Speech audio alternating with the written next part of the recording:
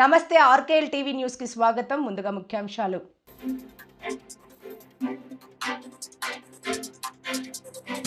AP ముఖ్యమంత్రి Nara Chandrababu Naidu Davos లో 3వ రోజు పర్యటిస్తున్నారు.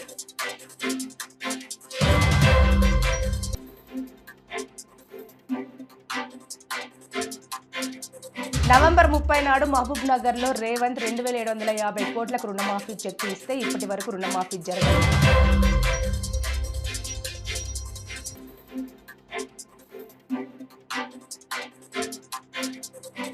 అభివృద్ధిలో అందరూ భాగస్వాములు కావాలి. ఎమ్మెల్యే గుంటకండ్ల జగదీష్ రెడ్డి. మహబూబాబాద్ జిల్లా నరసింహులపేట మండలం కౌసల్యదేవిపల్లి గ్రామ సభలో లొల్లి. ఇందిరమ్మ ఇండ్లు, రేషన్ కార్డులను అర్హులైన అందరికీ ఇవ్వాలని గ్రామస్తుల డిమాండ్. గ్రామ సభలో పేర్లను చదివి మమ్మ అనిపించిన అధికారులు.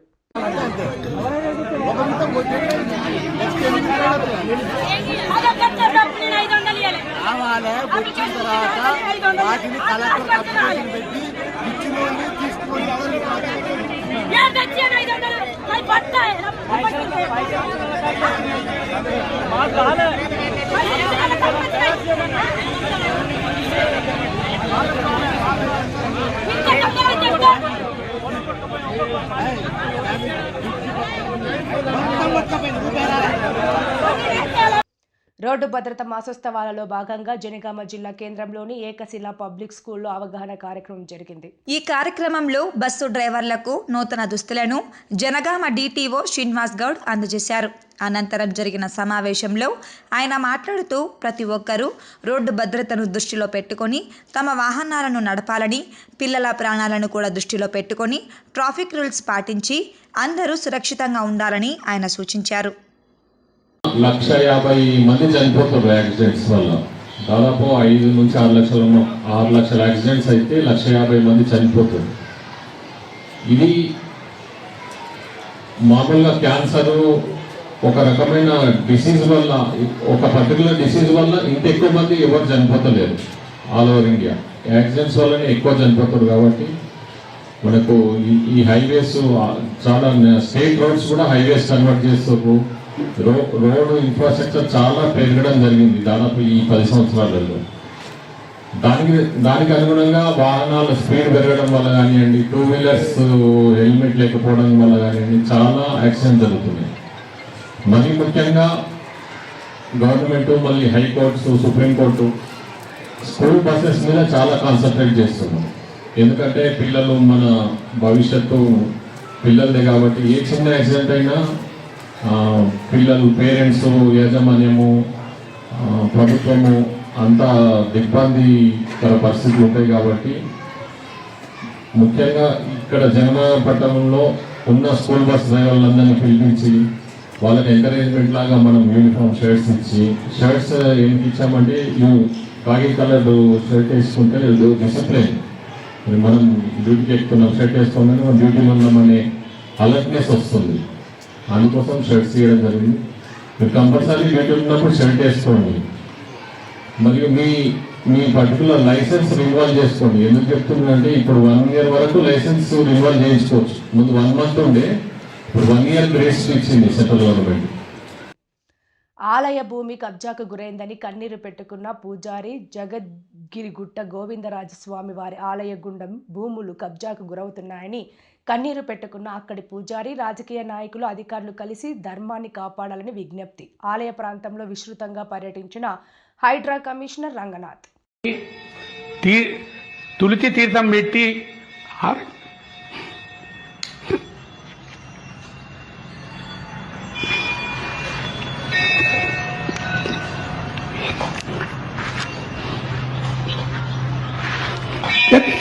శ్రీమన్నారాయణ స్వామివారి గుండం ఒకటి స్థలాన్ని జయ శ్రీమన్నారాయణ శ్రీమన్నారాయణ స్వామివారి గుండము కబ్జకు గురవుతుంది. కాబట్టి అన్ని ద్వారాల్లో అందరు భక్తులు, అందరూ రాజకీయాలు ఈ ధర్మాన్ని కాపాడాలని, ఆ ఉన్న స్వామివారి పుష్కరాన్ని కాపాడాలని కోరుతూ జై శ్రీమన్నారాయణ. అదేవిధంగా ఇక్కడ తిరుమల లక్ష్మీ వెంకటేశ్వర స్వామి సోమయాజి గారు వ్యవస్థాపకులు ఏర్పాటు చేశారు. ఇక్కడ నేను గోవిందరాజస్వామి వారిని ఏర్పాటు చేశాను. కాబట్టి ముందట గోవిందరాజస్వామి లక్ష్మీ వెంకటేశ్వర స్వామి గుండము మొత్తము పక్కల తరుముకొచ్చి గుండ కబ్జా గురైపోతుంది. దాన్ని కాపాడాలని అందరి రాజకీయ నాయకులను, ఇప్పుడొచ్చే ప్రభుత్వాన్ని, కలెక్టర్ను, తహసీల్దారును నా శిరస్సు వంచి పాదాలు కాపాడాలి.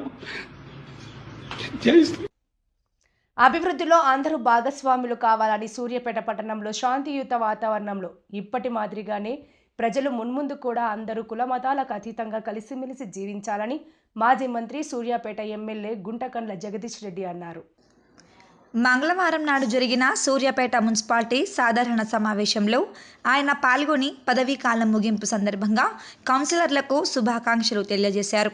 ఈ సందర్భంగా ఆయన మాట్లాడుతూ గత 5 ఏళ్ల కాలంలో సూర్యాపేట మున్సిపాలిటీకి పెద్ద ఎత్తున నిధులు తీసుకువచ్చి అభివృద్ధి చేసినట్లు చెప్పారు. సూర్యాపేట పోరాటాల గడ్డ అని, ఇక్కడ వ్యాపారులు కూడా పోరాటాలలో పాల్గొన్న చరిత్ర ఉందని, ఆ చైతన్యంతోనే దళిత మహిళను మున్సిపల్ చైర్మన్గా నియమించామని అన్నారు. గతంలో సద్దల చెరువును మినీ ట్యాంక్ బండ్గా నిర్మాణం చేసుకున్నామని, పుల్లారెడ్డి చెరువు వద్ద పనులు పూర్తి కాలేదని, అలాగే నల్ల చెరువు వద్ద కూడా మినీ ట్యాంక్ బండ్ నిర్మాణం చేయడానికి సూర్యాపేట ఎమ్మెల్యేగా తన వంతు కృషి చేస్తానని అన్నారు. సూర్యాపేట మున్సిపాలిటీ కార్మికులు, సిబ్బంది మెరుగైన పనితీరుతోనే మున్సిపాలిటీకి జాతీయ స్థాయి అవార్డులు వచ్చాయని, ఇదే స్ఫూర్తిని భవిష్యత్తులో కూడా కొనసాగించి పట్టణ అభివృద్ధిలో శాంతి భద్రతలను కాపాడడంలో సమన్వయంతో కలిసిమెలిసి పనిచేయాలని అన్నారు. వాడి వేడిగా మున్సిపాలిటీ కౌన్సిల్ సమావేశం, పట్టణంలో మంచినీటి సమస్యను పరిష్కరించాలని మున్సిపల్ సమావేశంలో కౌన్సిలర్లు ప్రశ్నించారు. బస్తీలలో నీటి సరఫరాను మెరుగుపరచాలని, పేదలు నీళ్లు లేక ఇబ్బందులు పడుతున్నారని పలువురు కౌన్సిలర్లు మున్సిపల్ చైర్పర్సన్ మరియు కమిషనర్ దృష్టికి తీసుకొని వెళ్లారు. మున్సిపల్ వైస్ చైర్మన్ పుట్టా కిషోర్, 42వ వార్డు కౌన్సిలర్ అంగిరేకుల రాజశ్రీ మాట్లాడుతూ మిషన్ భగీరథ నీటి సరఫరా పెంచాలని అనేక మార్లు కౌన్సిల్ సమావేశంలో చెప్పినప్పటికీ సమస్య పరిష్కారం కాలేదని అన్నారు. అనంతరం municipal chairman, vice chairman, floor లీడర్లు కౌన్సిలర్లతో కలిసి గ్రూప్ ఫోటో దిగారు. మున్సిపాలిటీకి ఉంది, అది సూర్యాపేట పట్టణానికి ఉంది. ఆ చైతన్యం మొదటి నుంచి కూడా భారతదేశంలో తెలంగాణకు గుర్తింపు తీసుకొచ్చింది తెలంగాణ సాయుధ పోరాటం. ఆ తెలంగాణ సాయుధ పోరాటానికి, ఆ చైతన్యానికి మూలం సూర్యాపేట ప్రాంతం, సూర్యాపేట తాలూకా, జంగం తాలూకా ఇట్లా ఉన్నాడు. సూర్యాపేట నుంచి ఆ చైతన్యం వచ్చింది. మొట్టమొదటిగా పాలకుల పైన తిరుగుబాటు జెండా ఎగరేసిన వ్యాపార కుటుంబాలు ఉన్నాయి అంటే సూర్యాపేటలోనే. ఆనాడు వ్యాపార కమ్యూనిటీ అనేది తిరుగుబాటు చేసింది, నిజాము వ్యతిరేకంగా ఆ చైతన్యం ఇచ్చింది. గ్రంథాలయ ఉద్యమంలో కూడా సూర్యాపేట ప్రథమ భాగస్వామ్యం తీసుకుంది. మళ్ళీ అదే పద్ధతుల్లో ఒక జనరల్ స్థానంలో ఒక దళిత మహిళకు అవకాశం ఇచ్చి సూర్యాపేట చైతన్యాన్ని చాటి చెప్పారు. మీరు మీ పాలకవర్గం మొత్తం కూడా 5 సంవత్సరాలు అవకాశం ఇచ్చి ఒక మంచి చైతన్యాన్ని చూపించారు. 5 సంవత్సరాలు కూడా వారికి అవకాశం ఇచ్చి వారి నాయకత్వంలో పార్టీలకు అతీతంగా పనిచేసి ఒక మంచి పాలకవర్గంగా పేరు తెచ్చుకున్నారు. తప్పకుండా సూర్యాపేటలో మనం ఏదైతే 5 ఏళ్లలో మీ కాలంలో అభివృద్ధిని చూపించారో, ఇవాళ మీరు మీ సమయం అయిపోయినప్పటికీ కూడా మీరు మీ వాటిలోనే ఉంటారు. తప్పకుండా అవి మీ ఇల్లు, మీ చుట్టూ పరిసరాలు కాబట్టి అవి ఇప్పుడున్న పద్ధతుల్లోనే ఆ వాతావరణం కొనసాగే పద్ధతుల్లో అందరూ కూడా కలిసి పనిచేయాలి. మున్సిపాలిటీకి అవార్డులు వచ్చినాయి అంటే అందరి భాగస్వామ్యం ఉంటేనే వస్తాయి. అధికారుల పాత్ర, ప్రజాప్రతినిధులుగా ఎక్కువగా మన పాత్ర, ప్రజల సహకారం అనేది ప్రధానమైంది. ప్రజల సహకారం మనం మంచుకున్నప్పుడే ప్రజల సహకారం కూడా మనకు లభిస్తుంది. ఆ రకంగా సూర్యాపేట పట్టణంలో ఇవ్వాలే కాదు, గత 25-30 సంవత్సరాలుగా కూడా సూర్యాపేట ఎన్నో అవార్డులు తీసుకొచ్చుకుంది మున్సిపల్ పాలకవర్గంగా. దానికి పట్టణ చైతన్యమే ప్రధానమైన కారణం. అంత చైతన్యవంతమైన పట్టణంలో మరొక అడుగు ముందుకేసి మనం ఒక మహిళకు మంచి అవకాశం ఇచ్చి, మాకు సూర్యాపేటలో మంచి వాళ్ళకి స్థానం ఉంటుంది, కులాలకు మతాలకు మేము ఎప్పుడు కూడా లొంగిపోము అని చెప్పి ఒక మంచి సందేశాన్ని కూడా ఇచ్చారు. మరి అదే పద్ధతుల్లో వారికి సహకారం ఇచ్చారు. అందరూ కూడా మంచి వాతావరణంలో సూర్యాపేట పట్టణాన్ని ముందుకు తీసుకుపోయినాం. శాంతి భద్రతల విషయంలో, పండుగల విషయంలో ఏ పండుగలైనా సరే కలిసి జరుపుకునే అలవాటు ఉంది మనకు.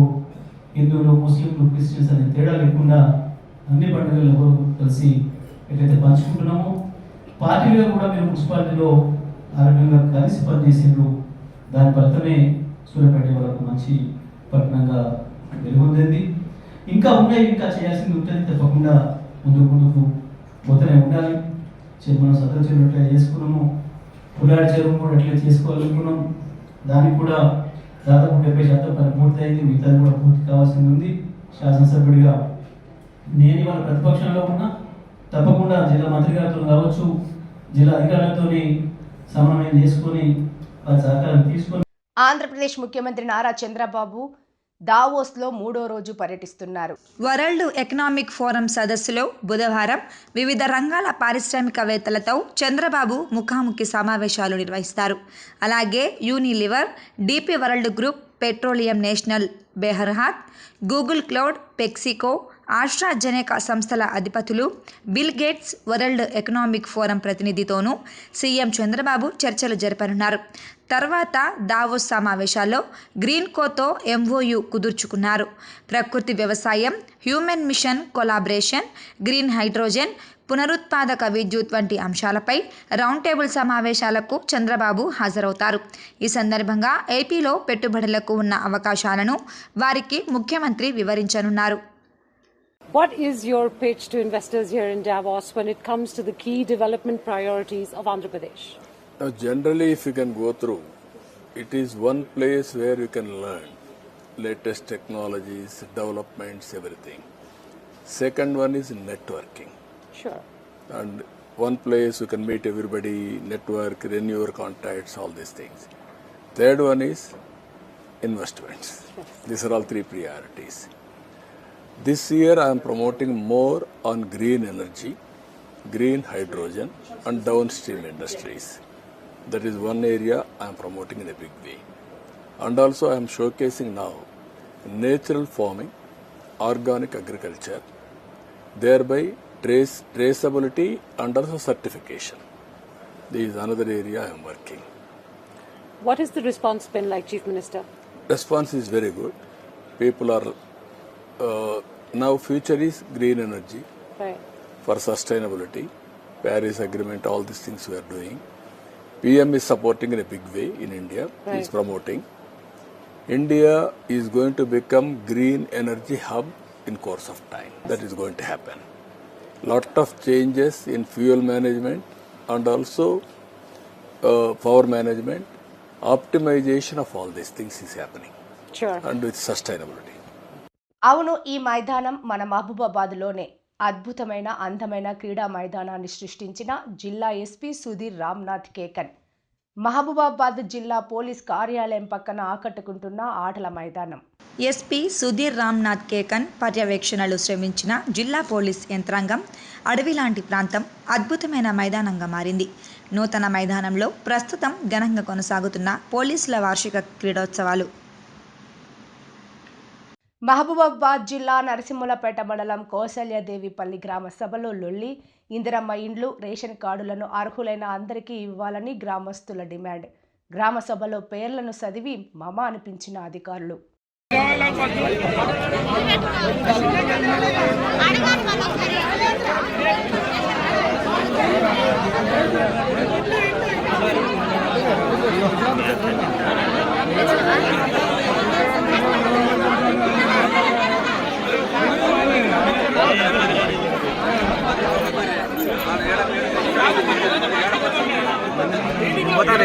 నేను రానా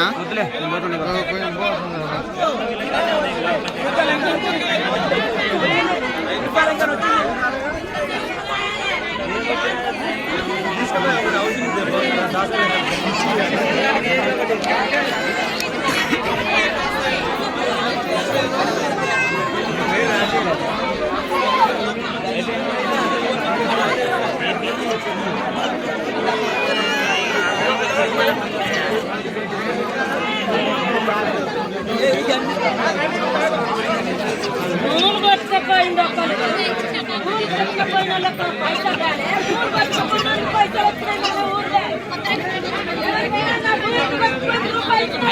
వచ్చేగా ఇంత చెక్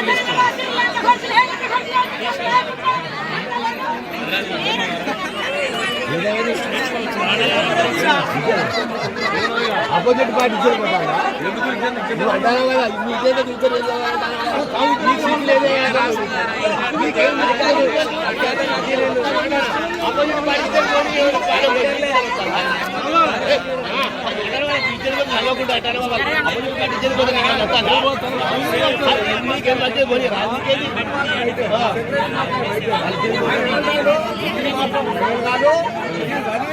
మేము తొలగిస్తూ ఉంటాడు.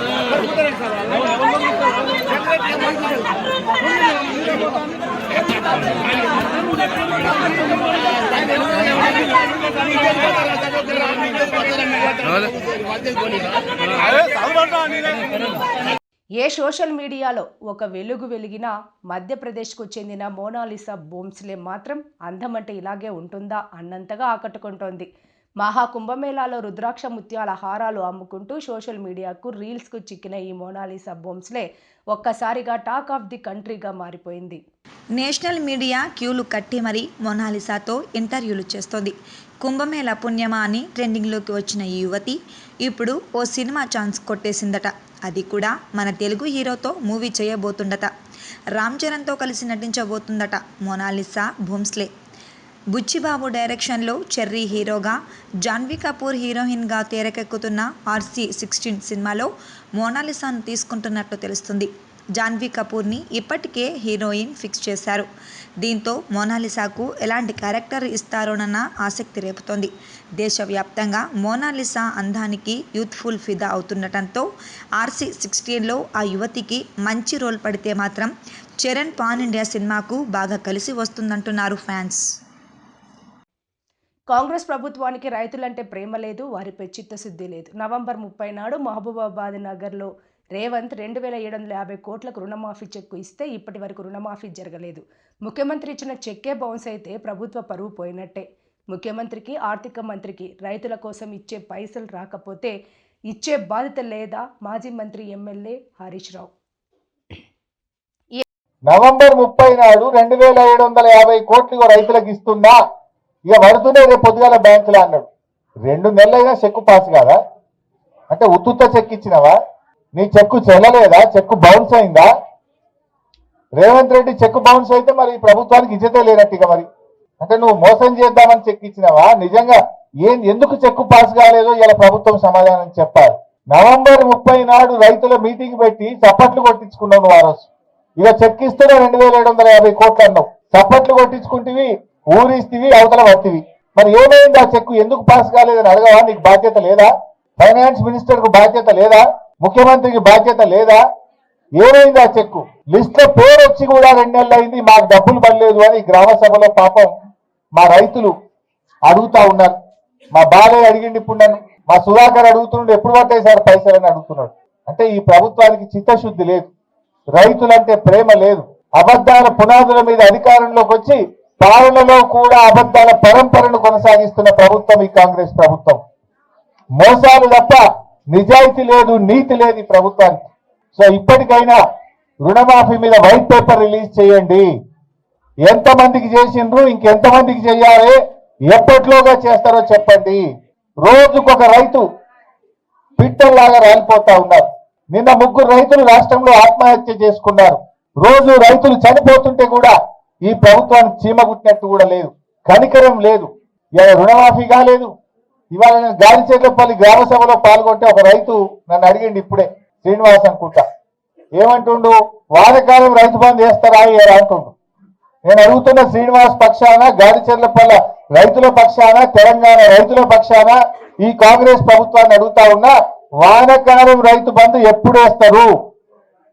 వానకాలం యాసంగి కలిపి నువ్వు చెప్పింది ఎకరానికి 15,000 ఇస్తా అని చెప్పినావు. 15,000 వేస్తావా వేయవా? నిన్నేమో కొత్తగా కోత పెట్టి 6,000 అన్నావు. పోనీ 6,000 అన్నా, వానకాలం 6,000, యాసంగి 6,000, 12,000 వేయాలి కదా. 12,000 రైతు బంధు ఎప్పుడు వేస్తావు? కేసీఆర్ ఉండగా బరాబర్ 4,000 అంటే 4,000 వేసిండు, మళ్ళకెళ్తే 5,000 అంటే 5,000 వేసిండు. నువ్వు 7,500 అన్నావు. 7,500 అయిపోతుంది. ఇప్పుడు మాట మార్చి 6,000 అంటివి, 6,000 వేయకపోతుంది. వానకాలం సంగతి చెప్పవైతివి, యాసంగికి కోతలు పెట్టవచ్చువి. సో ఇవాళ మా గాడిచెర్లపల్లి రైతులు అడిగిన మాటనే తెలంగాణ రైతుల మాట. వానకాలం యాసంగి కలిపి ఇచ్చిన మాట ప్రకారంగా 15,000 రైతు భరోసా వేయాలని చెప్పి మేము డిమాండ్ చేస్తున్నాం. నువ్వు 6,000 వేసినావు అనుకో, ఇచ్చింది 6,000, కోత పెట్టింది 9,000, అంతే కదా. ఎగబెట్టింది 9,000, ఇచ్చింది 6,000 అవుతుంది. కేసీఆర్ ఇచ్చినట్టు ఇచ్చిన 10,000 అంటే నువ్వు 6 ఇస్తే 4,000 కోత పెట్టినట్టేనే. పాత లెక్క చూస్తే 4,000, నువ్వు చెప్పిన ప్రకారంగా చూస్తే ఎకరానికి 6,000 కోత పెట్టి 9,000 కోత పెట్టినట్టు. పాత లెక్క చూస్తే 10కి 10 6 పడ్డాయి అంటే 4,000 కోత పెట్టినావు. నువ్వు చెప్పిన ప్రకారం 15,000 ఇవ్వాలి. 15కి బదులు 6 ఇచ్చినావంటే 9,000 కోత పెట్టినట్టు. అంటే నువ్వు ఎగవేతల రేవంత్ రెడ్డివి, కోతల రేవంత్ రెడ్డివి. ఎలక్షన్ల ముందు కోతలు, గవర్నమెంట్ వచ్చినాక ఎగవేతలు. అందుకే నీ పేరు యనుమల రేవంత్ రెడ్డి కాదు, నువ్వు ఎగవేతల రేవంత్ రెడ్డి అని పేరు పెట్టిండి. అన్ని చెడాక నిన్ను గదే పేరు పెట్టి పిలుస్తాం. ఇక ఈయన నిజాయితీ ఉంటే, చిత్తశుద్ధి ఉంటే ఈ రైతులకు కోత పెట్టాలా? కరోనా వస్తే కూడా కేసీఆర్ గారు రైతు బంధు ఆపలే. కరోనా కష్టకాలంలో కూడా వానకాలం 5,000 పడ్డాయి, యాసంగికి 5,000 పడ్డాయి. నీకేం కష్టం వచ్చింది? ఇప్పుడు 1,00,000 కోట్లతో మూసీ ప్రాజెక్టు కడతా అంటున్నావు, 15,000 కోట్లతో ఔటర్ రింగ్ రోడ్ వేస్తా అంటున్నావు. నీ ఊరికి 5,000 కోట్లు ఖర్చు పెట్టి 6 లైన్ల రోడ్ వేసుకుంటున్నావు. నీ ఊరికి వేసుకో. మరి నీ ఊరికి రోడ్ వేసేందుకు పైసలుంటాయి, మూసీ సుందరీకరణకు పైసలుంటాయి, ఔటర్ రింగ్ రోడ్కు పైసలుంటాయి. రైతులకు ఇవ్వమంటేనే ఉండయా నీకు? రైతులకు ఎందుకు ఇవ్వవు? వెంటనే రైతులందరికీ రైతు భరోసా, వానకాలం యాసంగి డబ్బులు ఇవ్వాలని చెప్పి మేము ఈరోజు డిమాండ్ చేస్తా ఉన్నాం. వార్తలు ముగించే ముందు ముఖ్యాంశాలు మరోసారి.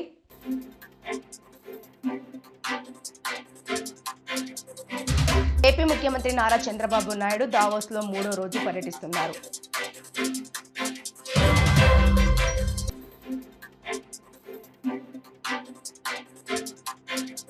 నవంబర్ 30 నాడు మహబూబ్ నగర్ లో రేవంత్ 2,750 కోట్లకు రుణమాఫీ చెక్ ఇస్తే ఇప్పటి వరకు రుణమాఫీ జరగలేదు.